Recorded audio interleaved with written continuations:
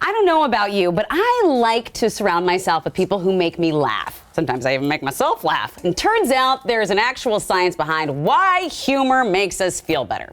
Here to explain is stand-up comedian and the author of the new book, The Humor Habit, Paul Osincup.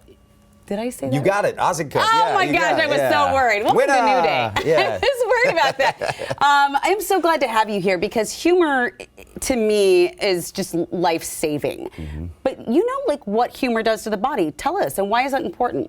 Well, when we find something funny or when we laugh, our brain gets flooded with a dose of happiness. Yeah. And by dose, I literally mean DOSE, dopamine, oxytocin, serotonin, endorphins. Just flood your brain. Yeah. Decreasing your stress, you know, it helps with connection with people and making us feel better.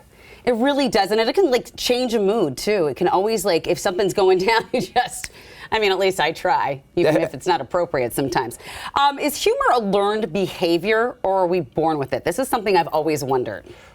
Well, I mean, it's a little of both. I mean, you don't see a lot of, like, newborns come out with a mic like, I mean, hospital food, right? You know, at least mom had womb service. I mean, you don't see a lot of that necessarily. So we kind of do have to learn humor. But when you think about infants are able to laugh as you start making faces and showing your face, and we start laughing at like a couple months old. So we learn it. The problem is, as we get older, we unlearn it. Okay, so you say actually there's an age where we start to take a nosedive, our humor. Is it 23? Yeah. That's depressing. Yeah, when we hit age 23, our propensity to laugh falls off a cliff. And we don't start gaining those laughs back again until we're nearly 80. So it's like 50 years. Why? Why is this happening? I don't know. We just get chronically serious and caught up in, like, I got a family and a job and, you know, I have a mortgage now, and I got to be serious. So it's, Well, no one has mortgages anymore in their 20s and 30s. yeah, good point. But back in the day, that was a thing. So you think, I think this is what I love about this book, and what we loved about this book on our team was that you think that there's room for humor in the work environment.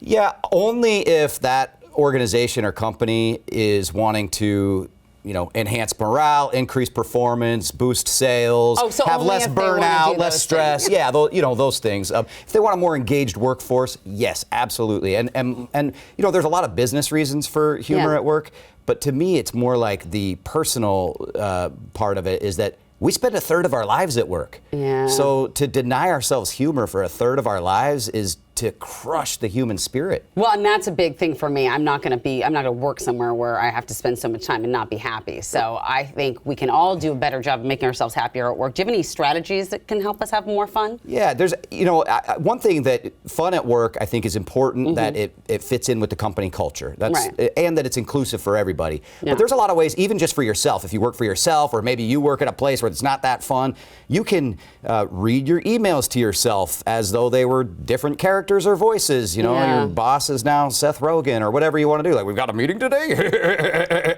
Whatever. You know, you can do that for yourself. But even in team or meeting situations, one group that I work with, their meetings were always running long because people's like 5-minute department updates were going long. And so when those meetings were going long, they decided we're going to start playing Oscars music at the end of everybody's update. Yes. So you got to wrap it up. That's amazing. And everybody got to change the music and do that. That is amazing. And it made them laugh as they were doing it, and it got their meetings done on time. Okay, that's genius. Yeah. You know, it's so funny. I think that who we surround ourselves with make a difference. I had a colleague once, actually the man behind this camera right here, told me once, hey, you're being around someone that's kind of bringing you down. So be mindful of that. And is it important to be mindful of being around people who make us laugh?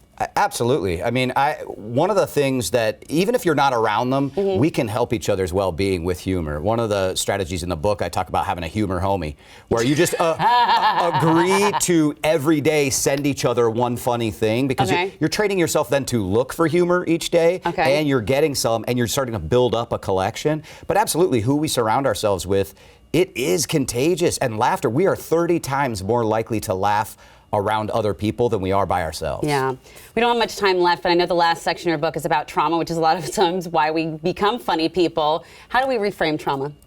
Well, it's about taking your pain and playing with it. And I would say start small with like everyday stressors. Okay. And try to play kind of the what I could have said game. You know, a lot of times we think later, oh man, I wish I could have handled that with some levity or some humor. Well, think back and play that game, because what you're doing is training your brain to start associating those negative moments with a little levity, and you'll think to do that tomorrow, then you'll think to do it a few hours later, and then in the moment.